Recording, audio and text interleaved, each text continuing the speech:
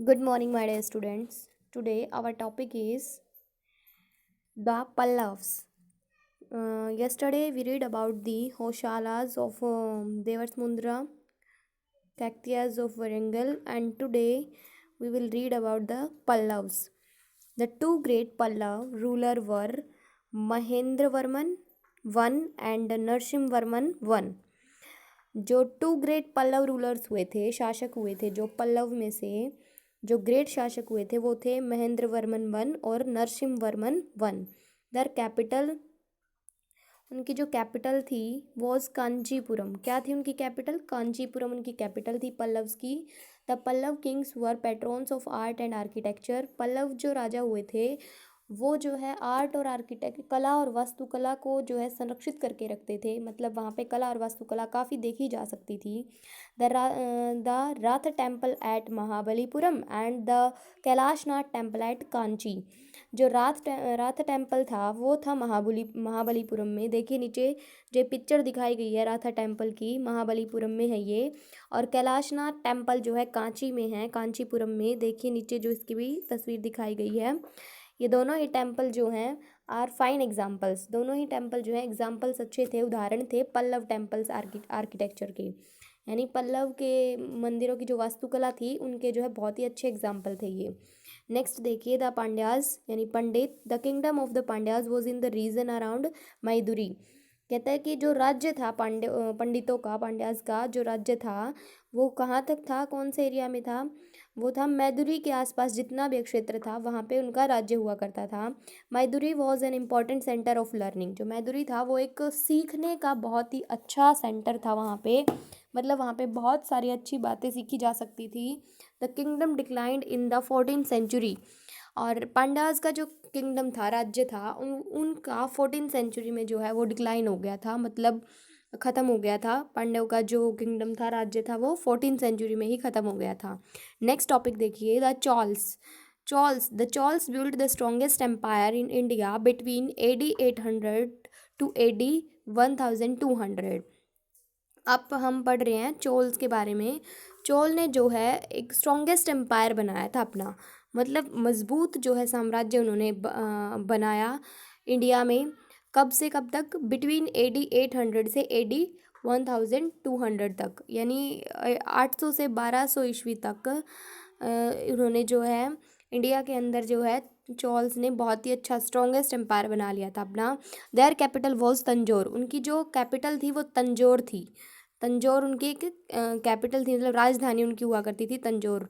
The Chola dynasty was founded by Vijayalaya. Chola dynasty जो है वो विजयलाया द्वारा स्थापित की गई थी। He ruled over the region to the north of river Kaveri.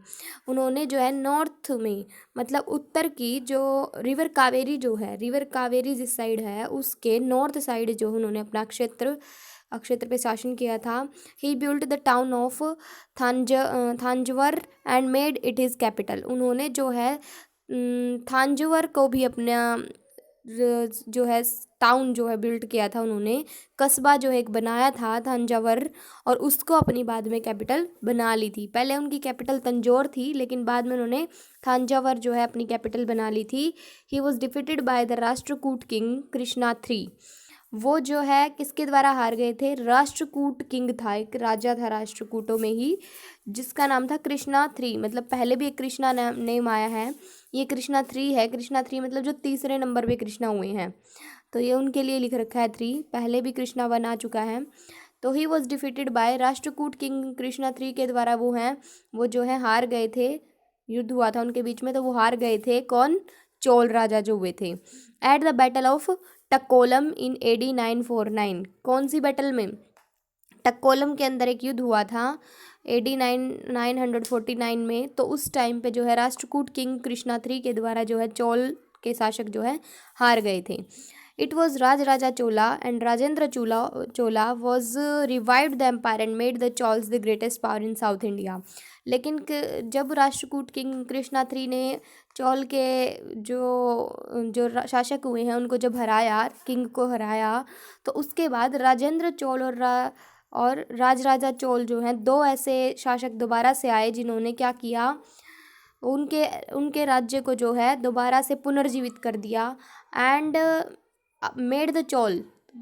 लेकिन और क्या कर दिया, चोलों का जो राज्य था उसको ग्रेटेस्ट पावर दिला दी साउथ इंडिया में, मतलब दोबारा से उनका राज्य साउथ इंडिया में जो है मजबूत हो गया था। Raja Raja defeated the Cheras at Thiruvananthapuram which gave him control over trade with the Arabs on the western coast. Raja Raja defeated the Cheras, Raja Raja ने जो है चेरस को हराया तिरुवनंतपुरम में। चेरस भी जो है एक जनजाति हुई थी, मतलब जैसे चोल हो गए, पांडाज हो गए, तो चेरस भी वहाँ पे एक ऐसे ही था, ऐसे ही उनका एक किंगडम था। तो राज राजा ने चेरस को हराया था तिरुवनंतपुरम में, which gave him control over trade with the Arabs on the western coast, जिन्होंने वेस्टर्न कोस्ट में यानी पश्चिमी तट पर अरबों के साथ व्यापार करने का जो है उन्हें कंट्रोल दे दिया था। किसको दे दिया था? राज राजा को दे दिया था। चेरस ने कंट्रोल उन्हीं को दे दिया था कि वो अरब के व्यापारियों के साथ जो है पश्चिमी तट पर जो है व्यापार करें। ये कंट्रोल भी चेरस लोगों ने राज राजा को दे दिया था और राज राजा ने चेरस को तिरुवनंतपुरम में हरा दिया था। Once he had control over Malabar, एक बार उन्होंने मालाबार पे कंट्रोल किया, मालाबार कोस्ट पे जो है कंट्रोल किया, मालाबार तट पे। He defeated the Pandyas and took control of the Chola Mandalam coast, उन्होंने जो है पंडितों को हरा दिया। चोल जो है क्या कर दिया, पंडितों को हरा दिया और फिर जो है कंट्रोल कर लिया था चोल मंडलम कोस्ट पे भी। चोल मंडलम जो तट था उस पे भी उन्होंने कंट्रोल कर लिया। मालाबार कोस्ट पे भी कर लिया था, वेस्टर्न वाले पे, वेस्टर्न कोस्ट पे भी कर लिया था और जो है चोल मंडलम कोस्ट पे भी कर लिया था। After the death of Raja राजा, अब देखिए राज राजा की डेथ हो चुकी है, मतलब डेथ हो गई उनकी कुछ दिन बाद, अपने आप ही किसी वजह से जैसे हो जाती है। तो after the death of Raja Raja his son Rajendra Chola succeeded him, Raja Raja की डेथ के बाद जो है राजेंद्र चोल ने क्या किया, उनका राज्य को आगे बढ़ाया, सक्सेस्ड हिम। देखिए बच्चों, हमने अभी अभी, आपको ध्यान है, चोल के अंदर हमने अभी अभी पढ़ा है कि जो कृष्णा थ्री ने जो है राष्ट्रकूट कृष्णा थ्री ने जो है चोल के पहले जो किंग हुए उनको हरा दिया था। लेकिन बाद में राज राजा चोल और राजेंद्र चोल ने क्या किया, उनके एम्पायर को आगे बढ़ाया। अब जो है यहाँ पे राज राजा चोल ने जो है चेरस को हरा दिया था तिरुवनंतपुरम में। राज राजा चोल अभी भी जीवित हैं। बाद में कहता है यहाँ पे after the death of Raja राजा, तो यहाँ पे जो है राज राजा जी की मृत्यु दिखा दी है कि राज राजा की मृत्यु हो गई, तो बचा कौन, सिर्फ राजेंद्र चोल बचे। तो राजेंद्र चोल ने आगे उनका जो है राज्य को बढ़ाया। He defeated the Chalukya of Kalyani and the Pala ruler of Bengal, उन्होंने जो है कल्याणी के चालुक्य को और बंगाल के पाल रूलर को, पाल शासकों को जो है हरा दिया था। किसने? राजेंद्र चोल ने, क्योंकि राज राजा तो मर चुके हैं। राजेंद्र चोल ने जो है कल्याणी के चालुक्य को और बंगाल के जो है पाल रूलर्स को हरा दिया था। He was held as Gangaikonda और the conqueror of the Gangas, जो ये राजेंद्र जो चोल थे वो जो है गंगाईकोंडा और गंगा के विजेता होने की वजह से उनको सम्मानित किया गया था।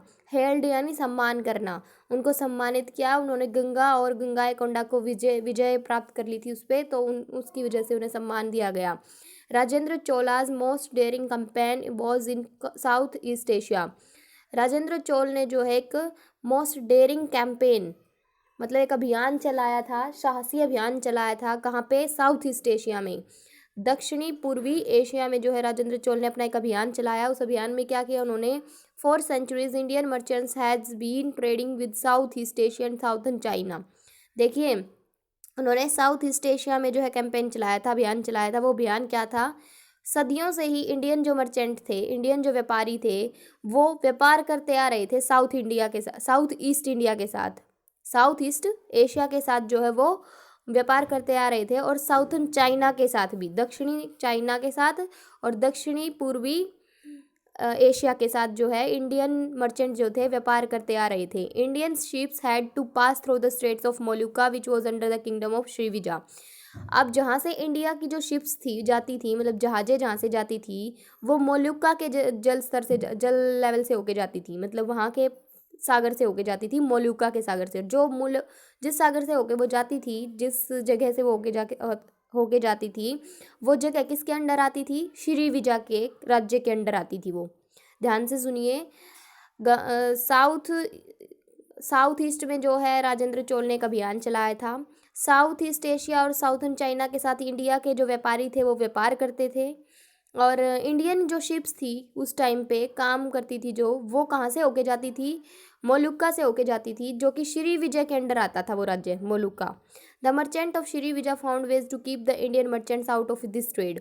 तो श्री विजय ने क्या सोचा, बहुत से तरीके खोजे कि इंडियन मर्चेंट को इस व्यापार से कैसे अलग किया जाए, कि जो इंडिया के व्यापारी हैं उनको इस व्यापार से कैसे अलग किया जाए। उन्होंने ये बात सोची थी, ये उनका अभियान था main. These merchants were from the Chola kingdom. ये जो मर्चेंट थे ये चोल किंगडम से थे। They appeal to Rajendra Chola for help. अब देखिए, ये जो श्री विजय जो थे ये चोल किंगडम से थे, चोल किंगडम से थे ये। और इन्होंने क्या किया, राजेंद्र चोल को कह दिया कि हमारी हेल्प करो। राजेंद्र चोल ने अभियान चला ही रखा था, तो राजेंद्र चोल को इन्होंने कहा कि हमारी हेल्प करो कि हम इंडियन जो मर्चेंट हैं उनको यहाँ से भगा दें। तो Rajendra Chola sent a huge army and defeated the king Sri Vijay. Rajendra Chola ने क्या किया, एक बहुत बड़ी आर्मी भेज दी और श्री विजय राजा को ही हरा दिया। श्री विजय के जो राजा थे उनको ही हरा दिया और सोचा कि अब मैं ही इस सारे के सारे साउथ ईस्ट एशिया पे कंट्रोल कर लूँगा। उन्होंने भी उस श्री विजय को भी हरा दिया। Thereby trade with South East Asia was resumed. तो उस टाइम पे क्या हुआ, साउथ ईस्ट का एशिया का दोबारा से फिर व्यापार चालू हुआ। अब किसके अंडर आ गया, वो राजा के अंडर आ गया था वो सारा का सारा। Greatly in reaching the Chola kingdom. और उन्होंने चोल किंगडम को भी क्या दिया, बहुत मतलब चोल किंगडम को भी बहुत सारा समृद्ध बना दिया था। So thank you so much बच्चों, आज हमने लेसन इतना ही रीड किया है, तो आप भी अच्छे से रीड करिएगा। Thank you so much.